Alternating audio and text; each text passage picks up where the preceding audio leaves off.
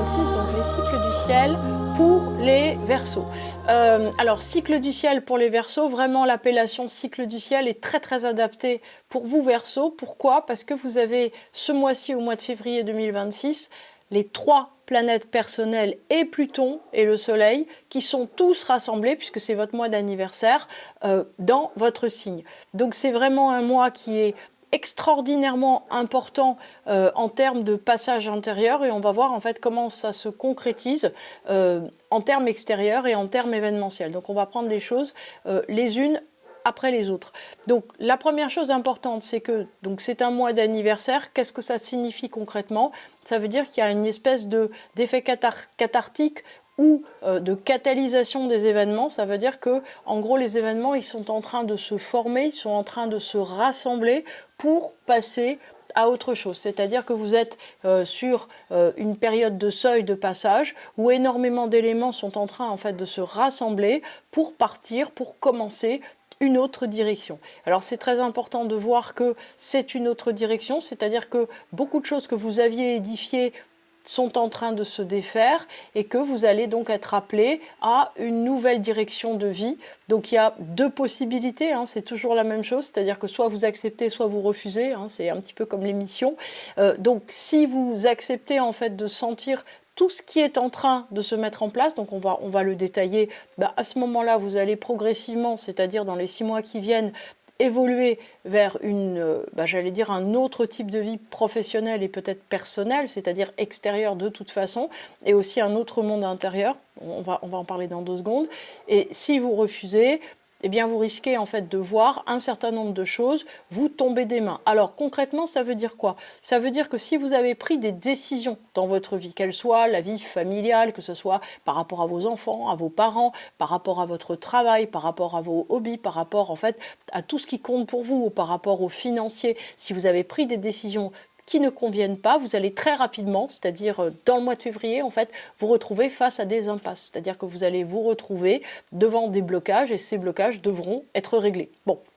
Donc ça veut dire qu'il y a une réactivité de l'univers très importante. Si vous ne prenez pas des décisions qui vont dans le sens en fait qui est attendu pour vous, le sens attendu pour vous, globalement c'est une ouverture, un passage à un autre niveau et faire des choses que vous n'avez jamais faites, c'est-à-dire envisager véritablement une autre direction de vie, une autre direction sur la manière de faire. Donc maintenant, on va un petit peu détailler. Donc comme vous le savez, les 3 planètes personnelles, en fait, elles viennent se mettre dans l'énergie de Pluton, de changement, c'est-à-dire qu'elles viennent quelque part l'expliquer.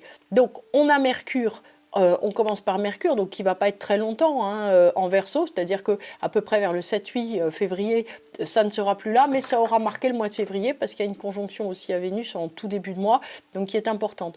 Donc ça veut dire que vous pensez à plein de choses. Mercure part en Poisson, donc ça veut dire que ensuite de ça, ce à quoi vous allez penser, en fait, il va falloir le passer, j'allais dire, dans le filtre affectif. C'est-à-dire que vous avez des idées, mais est-ce que ces idées, elles correspondent en fait à ce que vous pouvez intégrer émotionnellement? Est-ce que ça correspond à des projets que vous pouvez réellement mettre en place? Ou est-ce que c'est juste des idées mentales qui ne sont pas possibles, que ce soit professionnel par rapport à vos enfants, par rapport à vos parents, par rapport à votre lieu de vie? Est-ce que c'est véritablement possible, ce à quoi vous avez pensé, de le mettre en œuvre? Ça, c'est la première question. Deuxièmement, affectivement, en fait, vous vous sentez assez oppressé, mais vous ne savez pas forcément quelle direction ça peut prendre. Donc, Vénus qui est donc en Verseau, on va dire à peu près jusqu'au 10, 12, peut-être 15 du mois, en fait, vous indique qu'il y a une ouverture à avoir. Une ouverture vers quoi?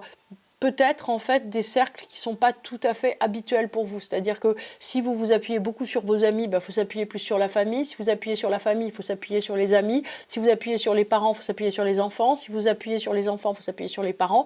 En fait, il faut changer d'accent. Si, en gros, vous n'avez pas du tout l'habitude, voyez, d'avoir une ouverture affective vers... Ça peut être la nature, ça peut être vers les animaux, vers des gens, j'allais dire, ou en tout cas, il faut que vous vous tourniez vers quelque chose qui est susceptible en fait de vous donner de la tendresse, c'est-à-dire donner vraiment, si vous voulez, un entourage, une douceur intérieure très importante. Donc, la question, en fait, c'est pas simplement en fait être dans un relationnel, voyez, qui est riche, même intellectuellement, plein d'humour, plein de sorties, plein d'opportunités, mais être dans un relationnel en fait qui soit tendre, qui sache prendre le temps de vous écouter, de vous accueillir et de vous aider aussi à vous poser affectivement.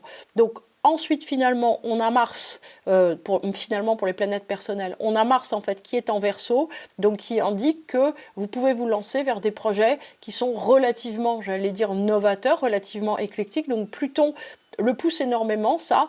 La question, c'est peut-être une question d'échelle et d'amplitude. C'est-à-dire que, comme on a Mars qui se retrouve dans la même question de Pluton, tout petit projet, toute petite chose, toutes petites idées, en fait, dès que c'est tout petit, ça ne va pas. C'est-à-dire qu'on vous demande, en fait, d'avoir une ambition, d'avoir une amplitude très importante dans ce que vous faites. Si vous n'avez pas d'amplitude dans ce que vous faites, ben, en fait, ça ne va pas passer. C'est-à-dire que, véritablement, Pluton vous attend sur quelque chose qui est de l'envergure.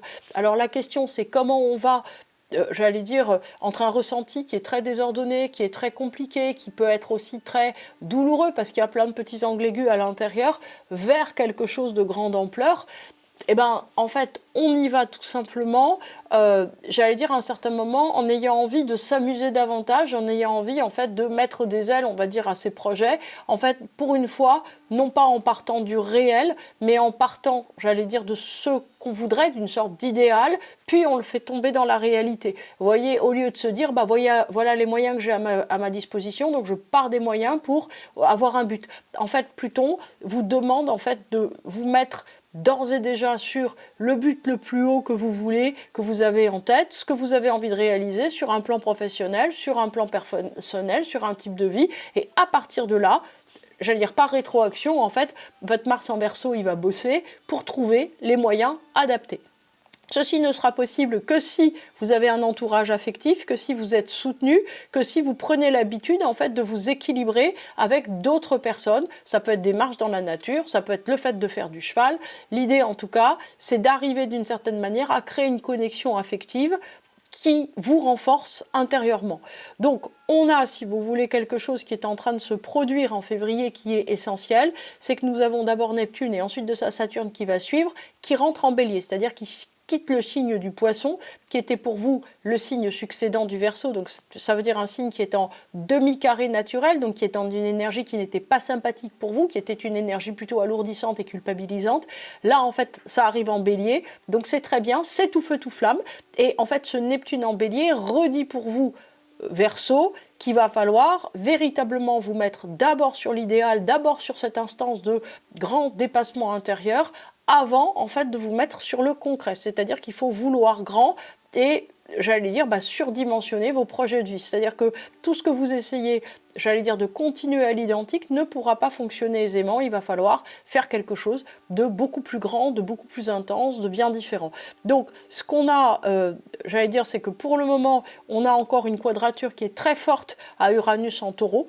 Ça va être comme tel jusqu'au printemps, c'est-à-dire que cette quadrature, donc ce carré naturel avec Uranus en Taureau, donne quelque chose, si vous voulez, qui est compliqué, puisqu'en gros, ça vous rabat constamment vers des conditions économiques, des conditions matérielles, des conditions de planning, peut-être aussi de la fatigue. Donc en fait, il faut arriver à vous transcender, c'est-à-dire qu'il faut arriver en fait à pas tenir compte de vos limites physiques, pas tenir compte de vos limites financières, mais vous dire ok, si je voulais faire un truc grand, comment je ferais? Et bien sûr pas vous endetter, mais vous retourner vers des gens qui pourraient vous donner accès à ces projets beaucoup plus grands dans votre vie.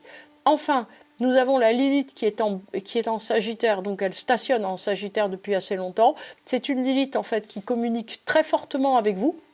Donc ça veut dire que quand en fait vous voyez grand, vous avez tendance à voir un peu conforme ou conformiste, c'est-à-dire que vous avez tendance à voir dans des cadres qui sont admis, alors que vous êtes là en fait pour inventer les cadres de demain. Donc on est dans une énergie, si vous voulez, qui n'est pas facile à vivre, c'est comme toujours pour les énergies d'anniversaire, donc il ne faut pas que ça vous inquiète plus que ça, mais par contre il faut bien prendre les choses dans le bon sens pour mettre en place la suite.